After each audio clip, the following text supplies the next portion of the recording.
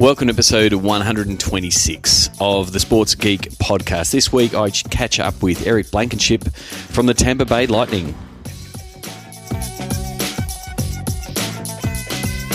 Welcome to the Sports Geek podcast, the podcast built for sports digital and sports business professionals. And now, here's your host who claims sneakers on his tax return, Sean Callanan. Thanks, DJ Joel. Yes, I do claim my sneakers on my tax return. There are now 8 pairs of Sports Geek shoes. You can actually follow those shoes on Twitter at Sports Geek Shoes. Now up to 8 pairs, 6 pairs of Adidas and now 2 pairs of Nike. I'm really enjoying the latest pair of Nikes, the Pegasus runners, the green ones. You can spot them on the Twitter feed. My name is Sean Callanan, and you are listening to the Sports Geek podcast. Thank you very much for listening, and tell us what platform, where you are listening to it. As I say every single episode, I listen to podcasts, not mine. I don't listen to my podcast that often. Actually, not that often, rarely. But I listen to my podcast on Pocket Casts and iTunes. It's also available on iTunes and on SoundCloud. But I'm actually thinking about not putting it up on SoundCloud. It's just not there as a platform, I think, from a podcasting point of view. But if you want to protest and keep it on SoundCloud, please let me know. You can contact me, Sean at sportsgeekhq.com, and will get me on the email, or at Sean Callanan will get me on most platforms, Twitter, Instagram. Sean Callanan Speaks if you're looking for me on Facebook. Please give me any feedback. Tell me where you listen to it, whether you want me to keep it on SoundCloud. Before I get into the interview today, I just want a quick thank you for everyone who voted for my South by Southwest panel. A lot of feedback, a lot of comments. You can still leave comments, but voting is closed, but you can still leave comments that may sway the judges. But hopefully that panel will get up. Really surprised. I ran the stats over the South by Southwest stuff. There was over 3,000 panels put forward. 81 of them were under the sports track, and 21 of them were marked as advanced, as ours was. So be very interested to see what panels do get up for March next year. But thank you very much for everyone who voted, tweeted, posted, shared. Very interested in the process, and we'll see how it goes. If you know anybody at South by Southwest, tell them they should try to sway them. I'd really appreciate it. As I said in a few posts, everyone who voted, tell me that you voted, and I owe you all a beer.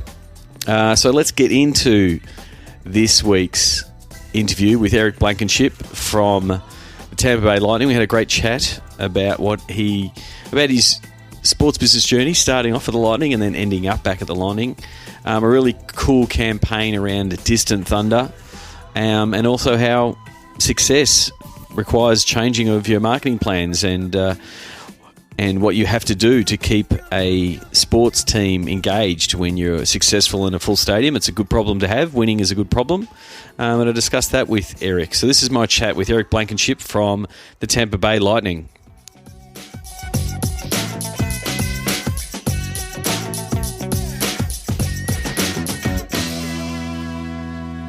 Very happy to welcome the Vice President of Marketing from the Tampa Bay Lightning, Tampa Bay Storm and Emily Arena, Eric Blankenship. Welcome to the Sports Geek podcast.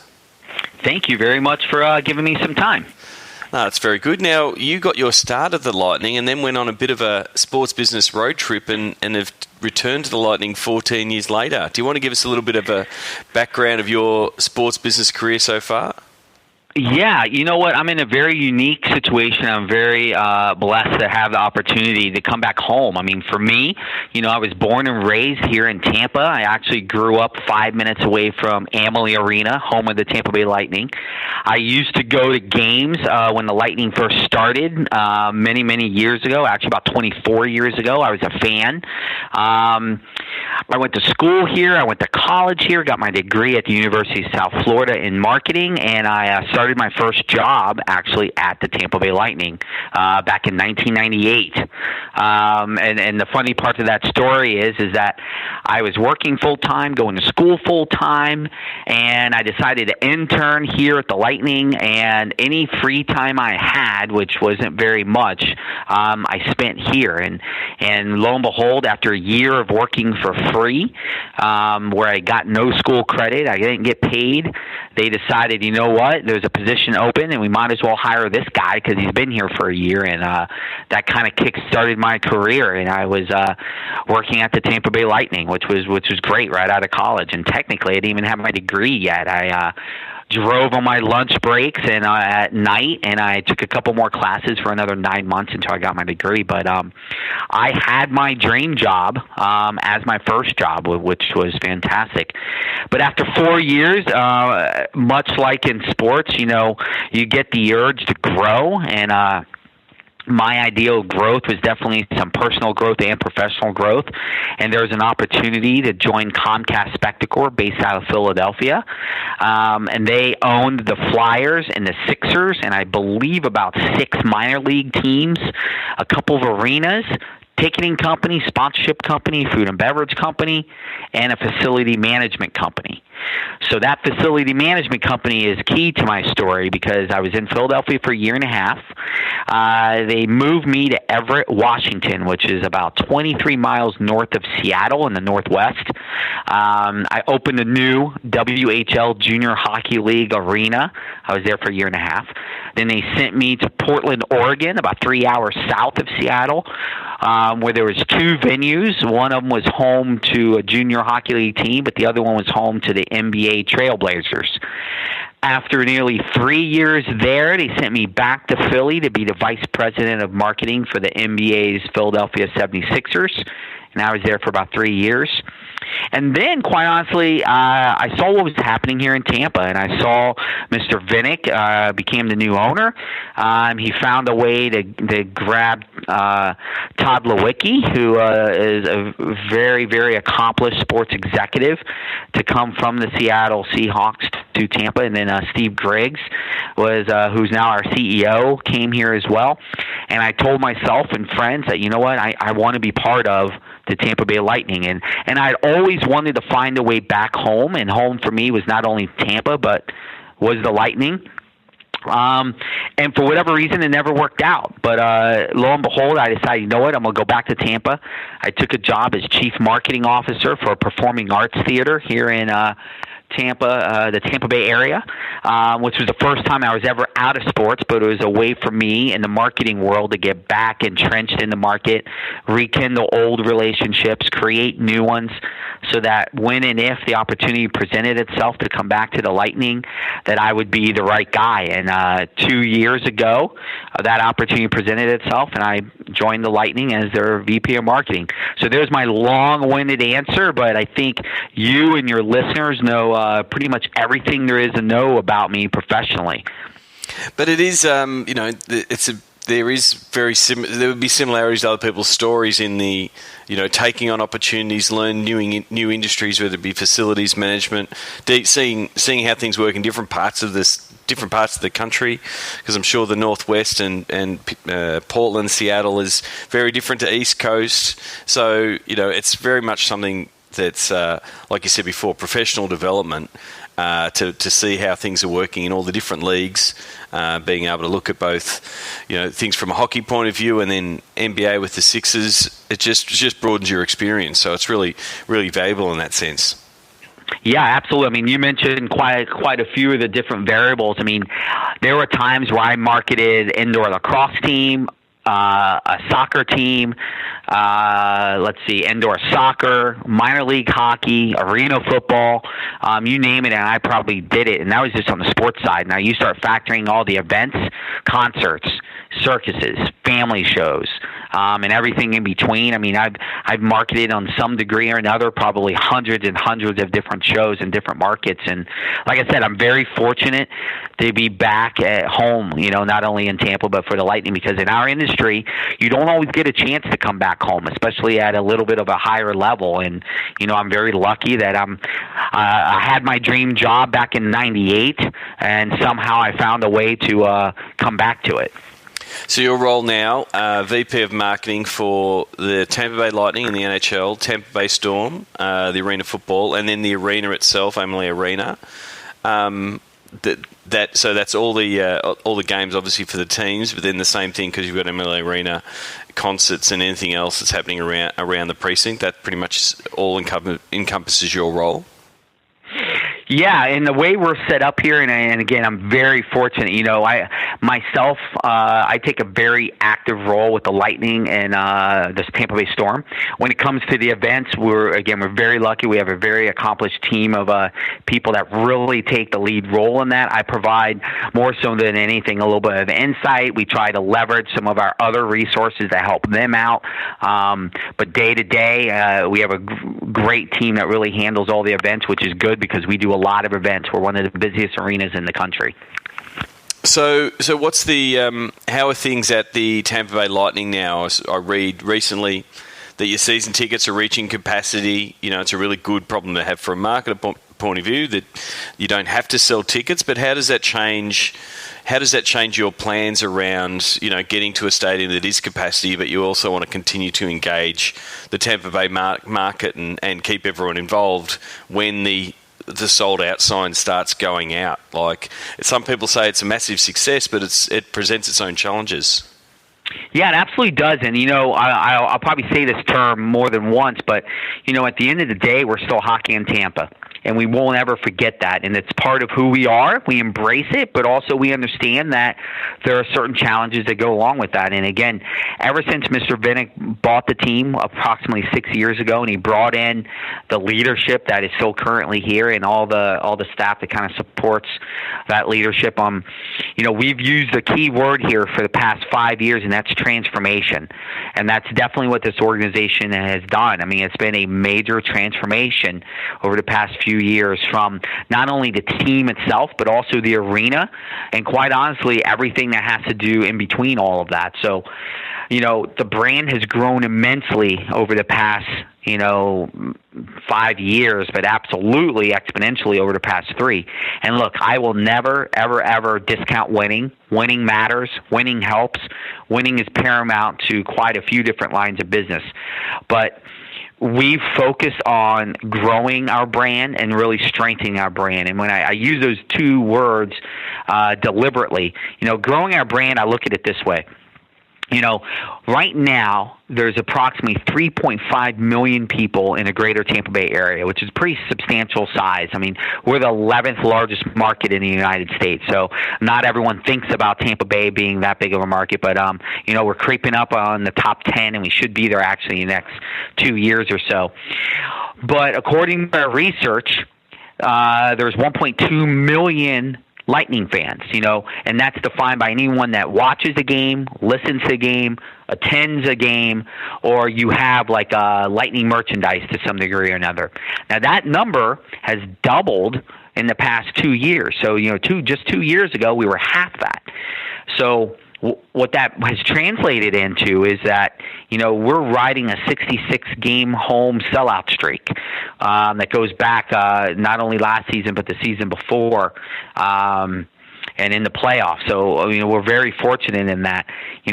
Last year we cut off our season ticket sales at 13,500 versus a capacity of about 19 or 20,000, depending on, how standing room works and all that good stuff.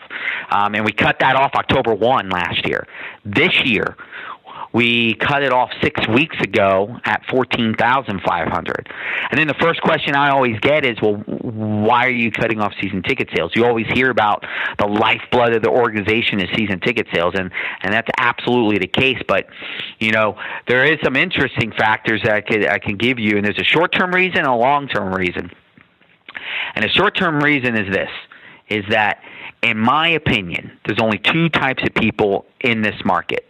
Lightning fans and someone who's never been to a game. And I wholeheartedly believe that. We put so many resources into our game day experience that if I can just get you to a game, I can get you to be a fan. And that's something that our whole organization believes in. And from a marketing standpoint, I absolutely believe that.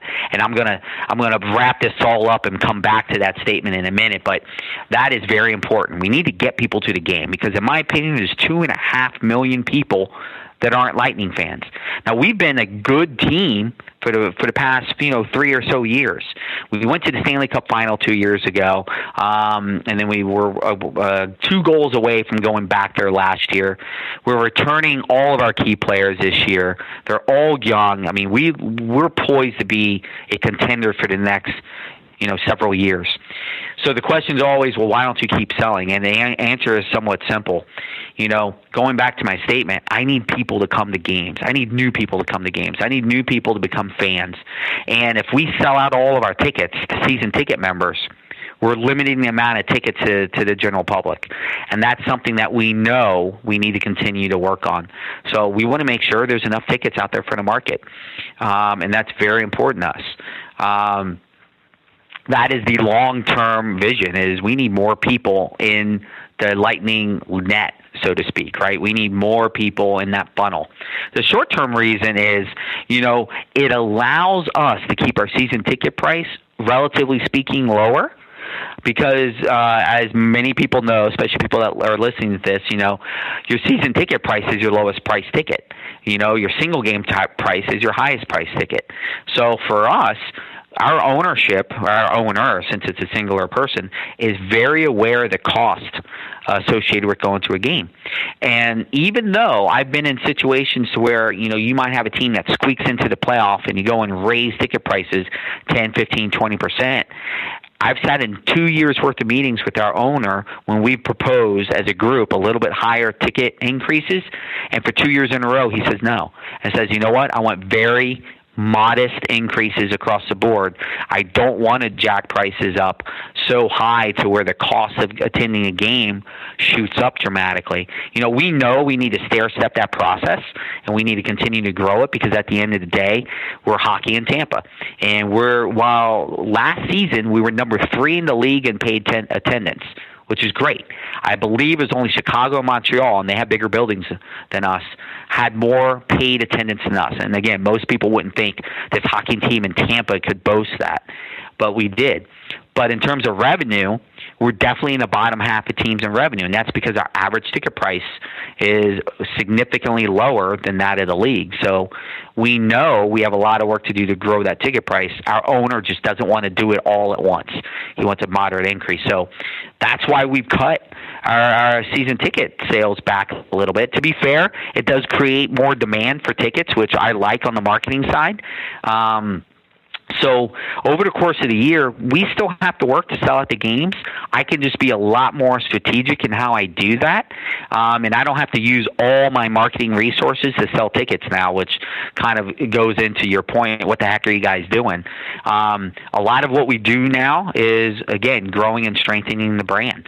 We're out there in this market, whether it's print, radio, TV, outdoor, digital advertising, social advertising, grassroots, events, and everything in between. We're a very active and aggressive team in this market, and it goes back to what I've always said, is that there's no better time to strike than when the iron's hot. Right now we're a hot product. There's a lot of good feelings about this organization, about the ownership, about the team, and I'd rather continue to build the brand when things are going well instead of trying to force people to love me when things are going bad. So that's a lot of what we're doing now, how to continue to build and strengthen that brand and have people continue to feel good about us. Yeah, I think that I really love that 2 types of people, Lightning fans or people who haven't been to a game yet.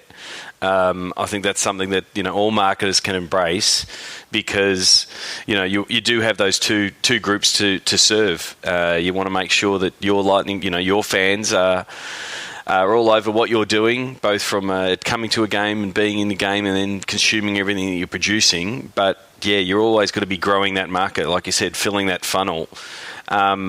Terrific effort on doubling doubling the Lightning fans from 600,000 to 1.2 million. What were some of the things and some of the successes that helped build that both that awareness, but then sort of getting them to lock in to be a fan, to start tuning into a game? What were some of the things that worked in that space, other than winning, which is, I was going to say, I like I said before, I don't want to discount winning because winning matters, but I definitely am in the belief that when we have a down year, I believe our fans are going to be forgiving of that, and they're going to stick with us. Now, we'll see, because as you know, in sports, everything goes in cycles. You're not going to stay on the top forever, and at some point you'll see a dip here and there. But it's really how you handle those bad times that measure the strength of your brand, right? Because everyone wants to love you when you're good.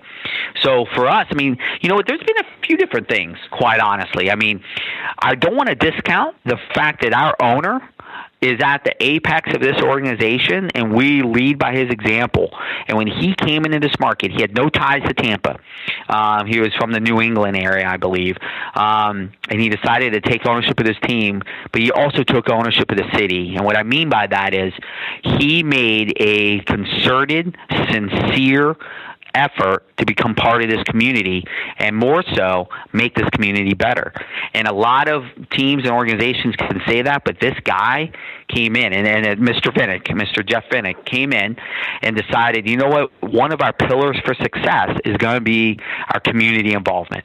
And he came in and decided to do a myriad of different things to help the community, whether it's donating money, donating time, donating both. We sponsor, I can't tell you how many events we sponsor in the community all the time. We donate money everywhere.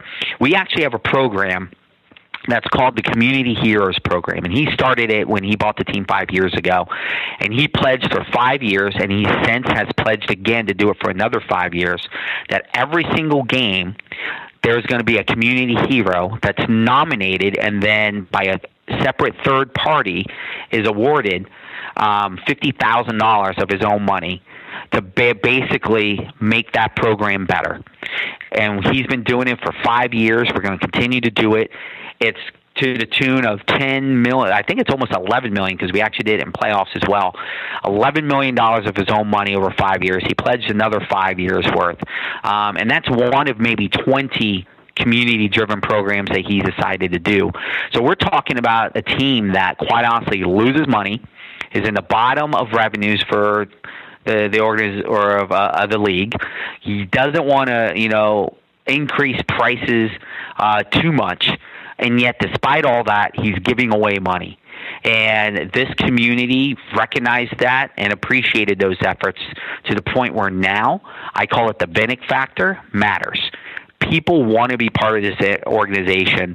And when you ask season ticket holders, why are you a Lightning fan? Because we did interviews and we looked at the data. You get the people that say, I love hockey. I do it for business reasons. I like bringing my family there. But you also get people that say, you know what, I believe in Mr. Vinnick and what he's doing. And that is unheard of for people to cite your owner as a reason why you're spending your time and money with a team. So much so, and I'm not saying this doesn't exist where I'm going to tell you, I'm just saying I haven't seen it.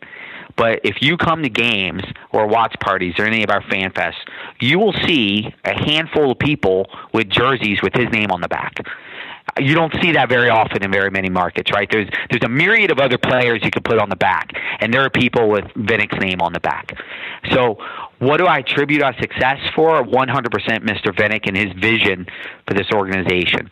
He put $100 million of his own money into this building, whereas a lot of owners are handing out or they're asking for handouts from cities, from counties, from states, to improve buildings or even build new buildings or those things, But he put his money where his mouth is, and for the first 5 years he said, you know what, I'm going to do it myself. I know the Tampa Bay area has a lot of other wants and needs, but this building needs work and needs help, and we want it to be a world-class facility, and he decided to do it on his own. Since then, the city has jumped in and helped, and I think part of the reason why the city's jumped in and helped is because of everything else he's been doing. It makes the ask, quite honestly, a little bit easier when you're willing to have a lot of your own skin in the game. So those are the biggest reasons why I think we are where we are. I mean, again, I don't want to discount winning, but all those other factors, are part of our overall brand. But it's really important to, when you do get that opportunity, winning is great, is to make sure that you are maximising those opportunities, not sitting on your hands, almost marketing harder when you are winning, because it just has more reach. We see it with other teams having success. We see it with the Warriors, having their success over the last 2 years. Everything that they've pushed out there has gone far further because they're winning. But you've got to take on that opportunity and really run with it. Yeah, absolutely. And we're seeing. Again, we're a growing brand in this market, but the interesting thing is, and this may segue into our Distant Thunder campaign a little bit, but for whatever reason, we've noticed, and the social media is great because it allows us to do quite a few things, but for whatever reason, people around the world have chosen and picked to be Lightning fans, and I don't know exactly why or how.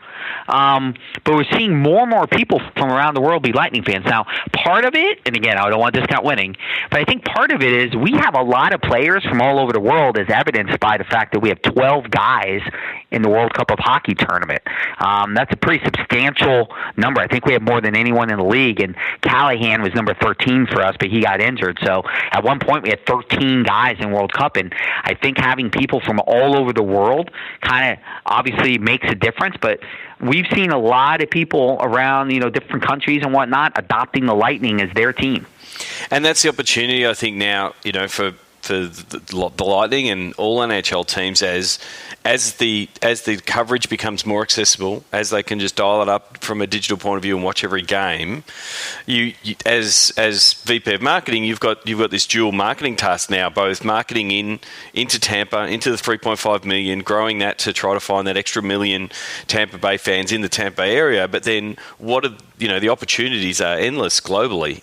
And so what you can do from a global brand point of view and attract those fans, and then how you go about engaging them and potentially monetizing them is the next question. But it's very much on offer compared to, say, your first stint at the Lightning.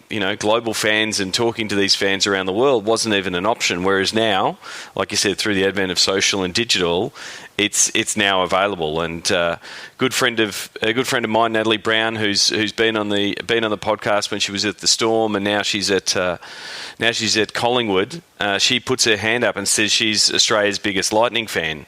And she, I like it. And so, so she's always talking. She was so excited when I said I was going to be talking to you. She actually gave me some of the questions. She was so excited. So I will connect you with Natalie, but tell us a little bit about the Distant Thunder campaign and how you've gone about identifying some of these fans.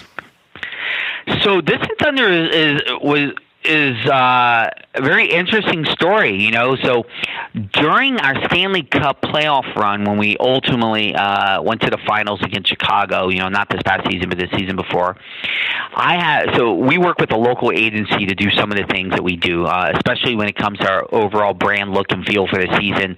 They also help us quite a bit on our radio and TV creative. Great local company that actually, ironically enough, just opened an office in London. They're called Dunn & Company.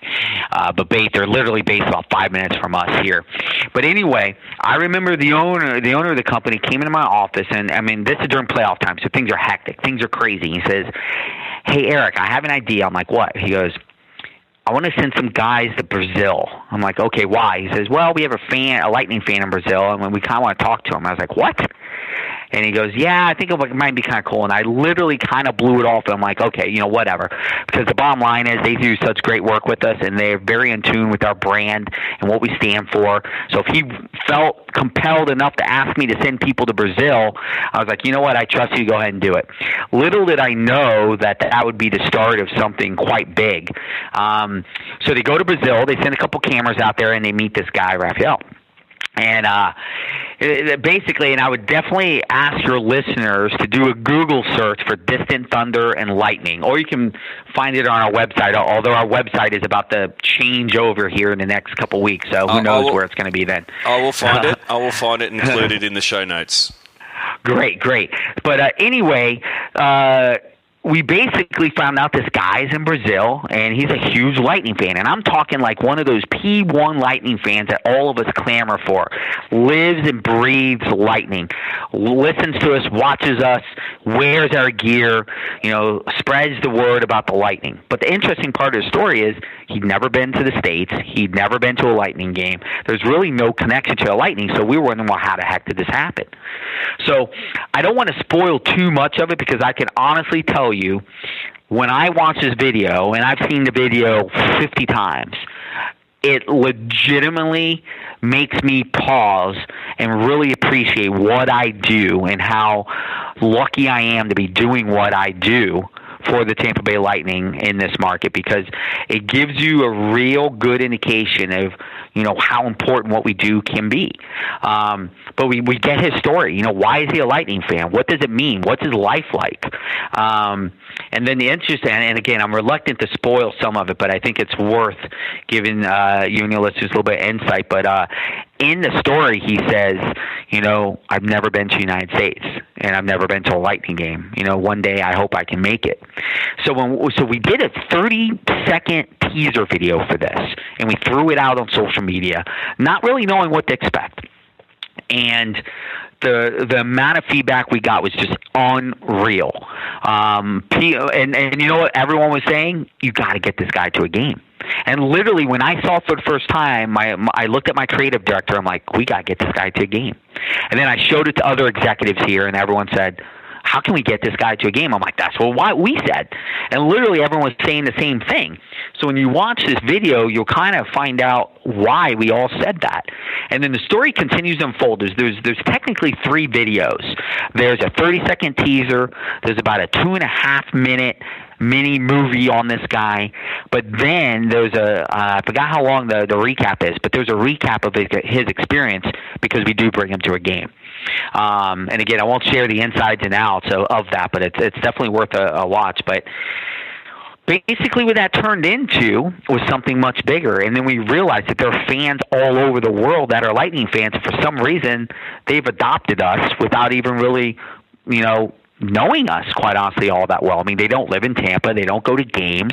The only way they know us is through, what they see on TV or on the internet or anything in between. But what we found is they're all over the world. So we decided to aggregate all the content, and we have a microsite on our current website, Distant Thunder.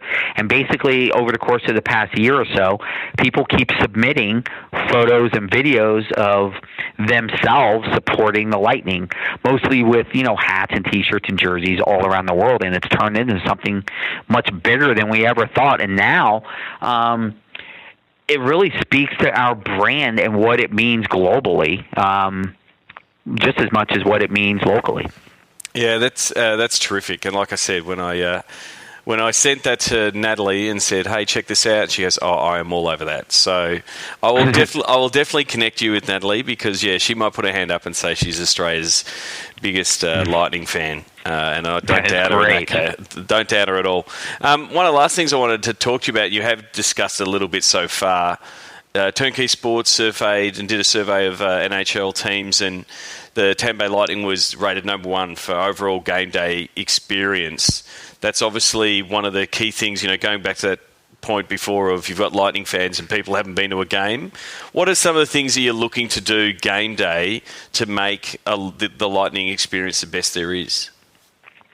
Yeah, you know what? It's very humbling for us, because we do put so much effort into the game day experience. And you mentioned Turnkey Sports' poll, and ESPN ranked us number 1, and something very similar to that. And I think Sports Business Journal did it last year as well. So it's nice when different, businesses and companies and websites all kind of come to the same collective agreement, because then we kind of think, hey, you know what, we must be doing something right. But you know what, I go back to, there was a concerted effort 5 years ago to basically treat people the way you'd want to be treated.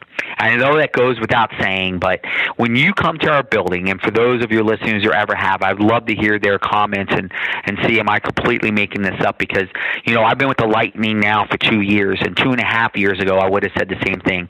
But when you come here, you immediately feel the energy that exists outside the arena on the plaza. We're very fortunate. We have a big plaza area that allows fans to congregate and, quite honestly, get ready for when the doors open. But, we have people singing songs, chanting, cheering. There's a lot of blue everywhere. There's a lot of Lightning jerseys everywhere. But that experience, from the second you park and you walk into the plaza until you're waiting to come in, kind of begins. It goes without saying, but we have someone on our team here, Mary Milne, who's just done an unbelievable job training our staff, all of our frontline staff, whether it's ushers or security, concession people, ticket takers, ticket office representatives, everything in between, to basically go through extensive training on how to treat people. I mean, it seems kind of simple, and when you go in, a lot of things are very common sense, but the reality is that is a big undertaking, because these are the people that are greeting our most prized fans, and these people aren't in the office every day. I mean, they have other jobs and they have other lives and other responsibilities, but when they come here, we expect them to be on the top of their game, and we put a lot of effort into getting to that point, and I'm telling you, when you come here, people say hello, they say, how may I help you, they look you in the eyes. All those basic, fundamental, attributes you like to see in people, we've gotten to the point where everyone does that.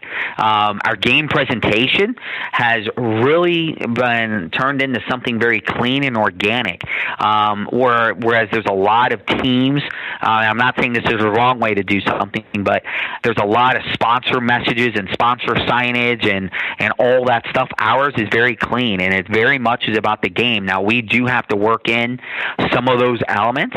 We try to work it into where it's very organic in nature, or it's very relevant to something else that's happening, but we've really taken the notion that less is more. We don't have nearly the amount of partners that we used to have, because it allowed us to kind of pare down the clutter and really focus on certain partners and what their goals are. When you walk around our building, it's a very clean building, and again, that seems like a very normal thing, but that's not always the case. It's very clean. It's kept up. Technologically speaking, we've tried to make sure that we're as technically advanced as we can be, and the challenge with saying that is the second you say that, you're already out of date. But we recognize that, and we continue to do more things, and actually in the coming years, we're going to take a big step forward in that regard. And you know what? It goes without saying, but we have lightning bolts in our arena. We have real lightning bolts. We have Tesla coils that produce lightning during our intro and during when we score goals, and that's kind of cool. I mean, how many different places can you go and you get to see live lightning, right? The game, we have a live organ in the arena, a giant organ in the upper level, and that's another example of how the ownership decided to rip out 600 seats, which is directly tied to revenue, right? I mean, those are people buying tickets. That's parking money. That's concession money. That's retail money. We pulled out those seats and put an organ. Why? Because we thought an organ would be cool and the fans would like it. There's on our lower level concourse, we ripped out 8 suites, and we basically just opened up as an open patio where people can just kind of hang out, gather, and see the game. We're sold out on suites, so that's revenue that we easily could have had, but we decided, it's better for the game experience if we have these open corners where people can just congregate. So there's a lot of different things we've kind of done to make the game experience what it is. And again, I've said this many times, but winning helps too. People like a winner. But even when we're not winning, and we don't win every game, we've been very fortunate to win quite a few games at home the past few years, but people will leave and feel like they had a great experience. And obviously, food and drinks play a role in that. We put a lot of effort into improving the overall food offerings in the building. So like I say about a lot of things, there's never any one reason for anything. And in this case, there's quite a few reasons. Yeah, I mean, it is that total sports and entertainment package, and it's a callback to my episode one of the podcast. I had James Royer, who was at the Lightning, talking about Bolt Social Central and some of the stuff that they were doing in stadium. So it just sounds like now 2.5 years later, you've just gone and taken it to the next level and just kept upping that game. So it's great to hear. I'll have to get to a Lightning game sometime. Absolutely, you're absolutely welcome anytime. So we'll finish off this podcast with the Fast Five questions. What was your first sports event that you ever attended? My first sports event. Oh my gosh. I'm not going to remember the exact date. I was born and raised in Tampa. We had the Tampa Bay Buccaneers. It's going to be one of two things. It was either a Tampa Bay Buccaneers game or it was a Tampa Bay Rowdies game, which we had the Rowdies, which we currently have now, but it was much different back then. It was a different team, different league, but it was a soccer game. So it had to be either a Buccaneer game or a Tampa Bay Rowdy game. Very good. And you would have been to a few sports events in your time. Do you have a favorite food at a sports event? You know what? This is going to sound a little biased, but so I don't know how many of your fans have ever had Little Caesars Pizza. Little Caesars Pizza is a great partner of ours and a great partner in the NHL, but it's based out of Detroit, which is relevant to this story. But we actually have, and I don't know if custom is the right word, but Little Caesars provides us with a thin crust pizza in our arena that is unreal. So much so, when we had executives from Detroit, from Little Caesars, here at the arena, they commented on how fantastic the pizza was and wanted to know where we got it. They didn't even know that there is an option to do a thin crust pizza, and we actually do it here. Oh, that's very, very good. And first app that you open up in the morning is what? First app is definitely Twitter. Twitter, okay. And if there's, who would you nominate for Sports Geek podcast listeners to follow, read, consume, and why? Is there someone either on the Twitter or a writer or those kind of things? Does an author count? Does a what count? There's an writer, like an author or a writer. Yeah, of course count? they do. Of course they do. Okay, so outside of myself, as my shameless plug, because on my Twitter, I try to give people a little bit of an inside look to what it means to be a VP of marketing. So I share some business stuff, some professional things, some personal things. It's a little weird and wonky sometimes, but outside of myself, which I think I'm at least moderately interesting, Malcolm Gladwell is definitely someone who I definitely enjoy, hearing and reading and seeing what he's doing. I think he's most famous for a book called The Tipping Point, which quite a few people have read. And the 10,000 hours rule is a 10,000 outliers. I mean, there's so many things that it's funny because he uses some sports analogies and examples, but then when you look at other things, I think it can be applied a lot just in real life. Yep. But he's a very, very insightful and interesting guy. Have you listened to his new revisionist history podcast? You know what? You're the second person who told me about that. I didn't know about that, and I just heard about it. So something I'm definitely going to check out. Yeah, so I've listened to a couple of them. He does a really good one on the science of free throw shooting and why more NBA players should shoot underhand, like Rick Barry. Because apparently Will Chamberlain did it for a whole year, had his best free throw shooting year, and went back to doing it the wrong way. That is fantastic. But he is, I regularly listen to him when he's on podcasts. He's a regular on Bill Simmons' podcast, and it's always good. Yeah. So well and truly endorse that, as well as I endorse you. Self-promotion is completely allowed. So Blankenship is your Twitter handle. If people can follow you, they'll be. Yeah, I got in early on Twitter. That's why I was able to get that handle. Yep. Yeah, that's good. You got to get your name or something along the lines of your name. I got my name and secured it. It's like the other Sean Callanan, who's an archer, did not get it. So he's constantly shaking his fist at me. But it's always good. And then, so you mentioned Twitter a couple of times now. Now that you said, the last question is, what is your social media MVP? And as I said, everyone, it can be your personal choice, or maybe what is getting the best results for you as a team? Yeah, so I'll be honest with you. Our social media person, Kinsey Janke, who's awesome.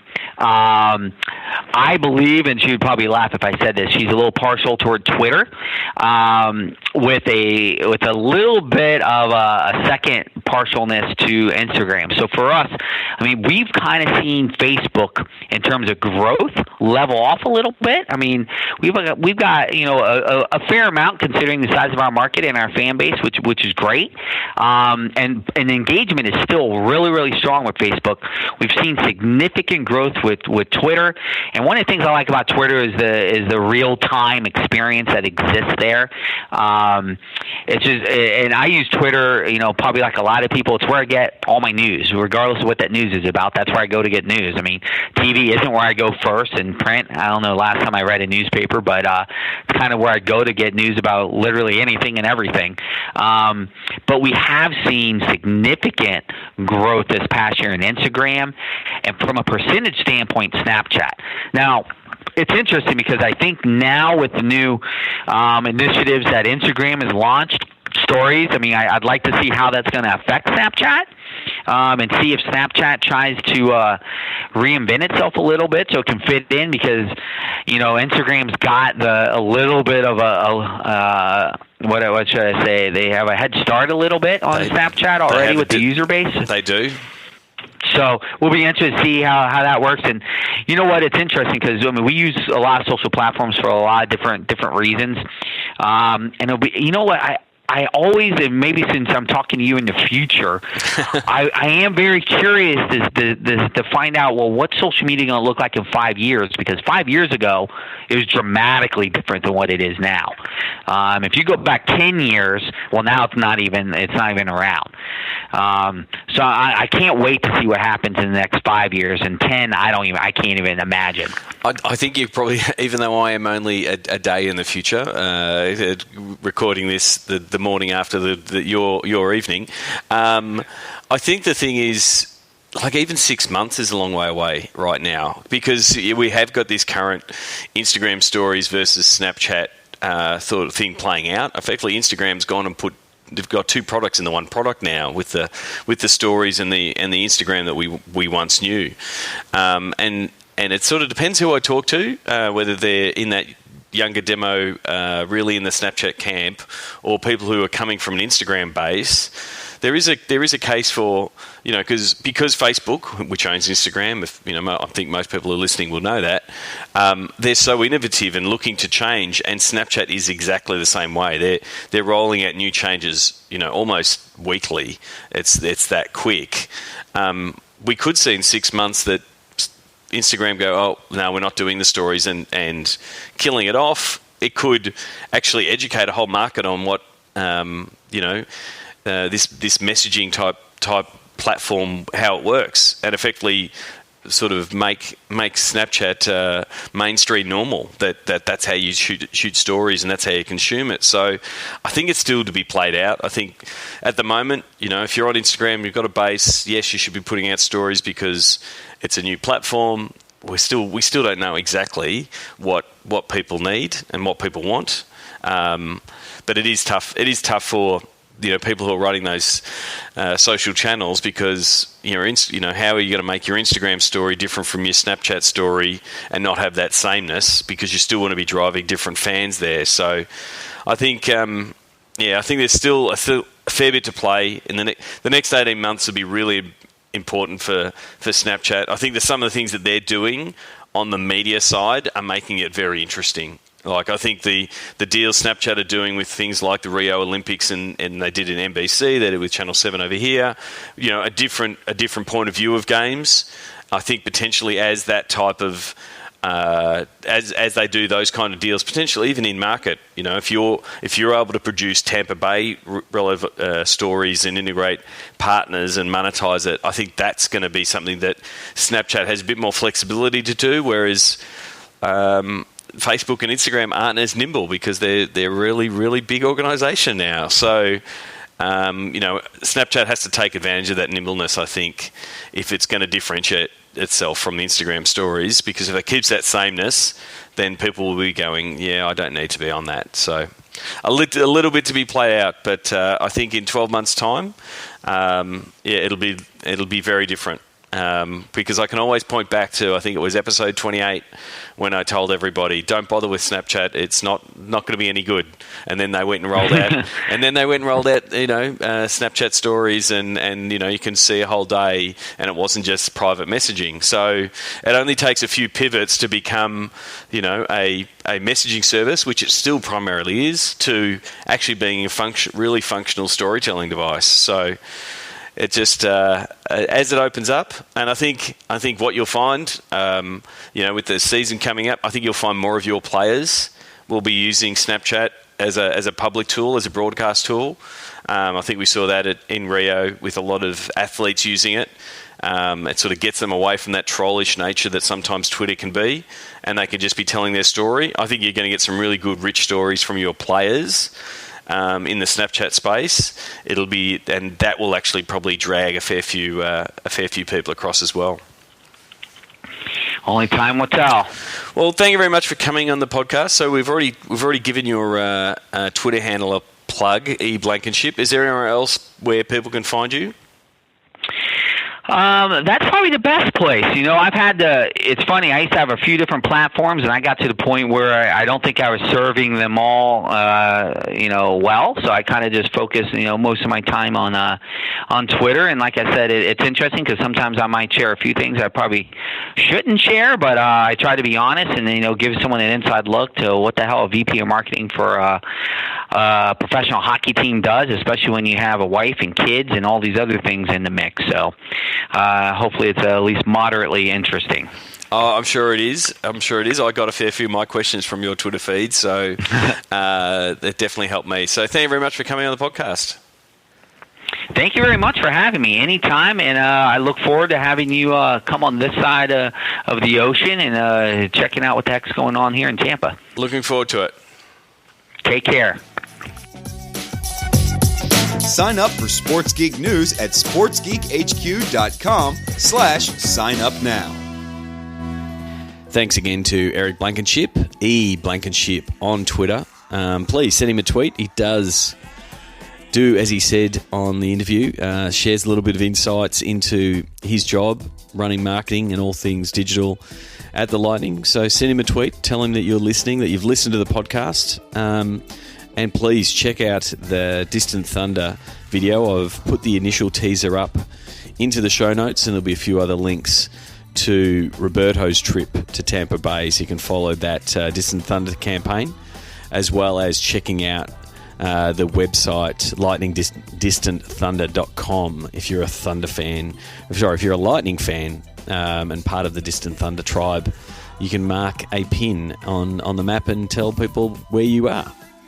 I'm just going to wrap this podcast up quickly because I know it was a long interview, but I recently did a Q&A session as a follow-up to the Golf Business Forum. And one of the questions I was asked by the people there was, what tools do I use at Sports Geek to sort of keep all things social and all things digital sort of moving and the appropriate data flowing through the system? So I'm going to quickly run through some of the tools that I use. I'm not going to explain them fully.